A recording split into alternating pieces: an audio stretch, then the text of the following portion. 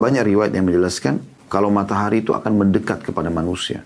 Seperti hadis yang sahih yang berbunyi kata Nabi SAW, Tudna syamsu yawmal qiyamati minal khalqi hatta takuna minhum kamigdari mil.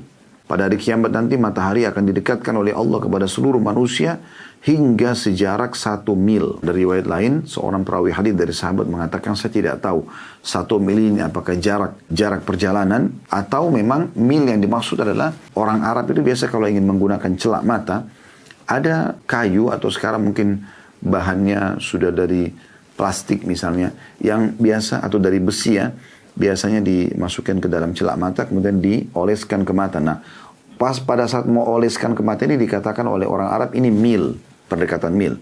Apakah matahari itu dekatnya 1 mil, itu pun sudah sangat panas. Sekarang saja sudah jutaan kilometer jaraknya, sudah luar biasa, kita bisa rasakan panasnya bagaimana kalau dekat seperti itu. Dan ada juga mengatakan lebih dekat, bahkan seperti dekatnya mata. Sehingga semua manusia akan mengeluarkan keringat pada saat itu.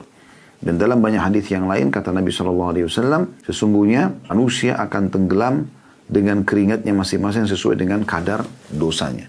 Ada yang tenggelam sampai mata kakinya, ada yang sampai lututnya, ada yang sampai perutnya, ada yang sampai dadanya, ada yang tenggelam dengan keringatnya sendiri. Lalu Nabi SAW berikan isyarat sampai ke dagu beliau atau mendekati mulut beliau SAW. Atau dalam riwayat lain mendekati atau sampai di leher beliau SAW. Keringat dia sendiri tidak akan mengganggu orang lain sampai Allah menghakimi dia. Ini luar biasa ini, ya, peringatan dari Nabi SAW. Nah, di saat dahsyatnya hal itu terjadi, teman-teman sekalian, Allah sudah memberikan bocoran kepada kita, tanda kutip sini bocorannya ya, maksudnya pengetahuan kepada kita, lebih tepat bahasanya begitu mungkin, tentang ada orang yang tidak merasakan panasnya terik matahari itu.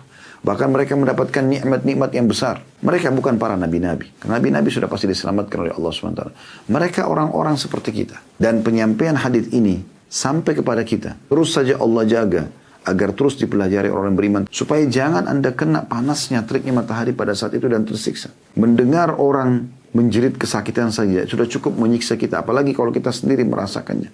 Karena bukan hanya sekedar tenggelam dengan keringat. Maka akan banyak fenomena di mahsyar yang terlihat siksa gitu. Ada orang yang diseret di atas wajahnya dibawa berjalan dan mereka menghindari duri-duri dengan wajah ya. Sebagaimana Allah buat mereka jalan di dunia dengan telapak kaki, maka di mahsyar mereka berjalan dengan wajah mereka gitu kan.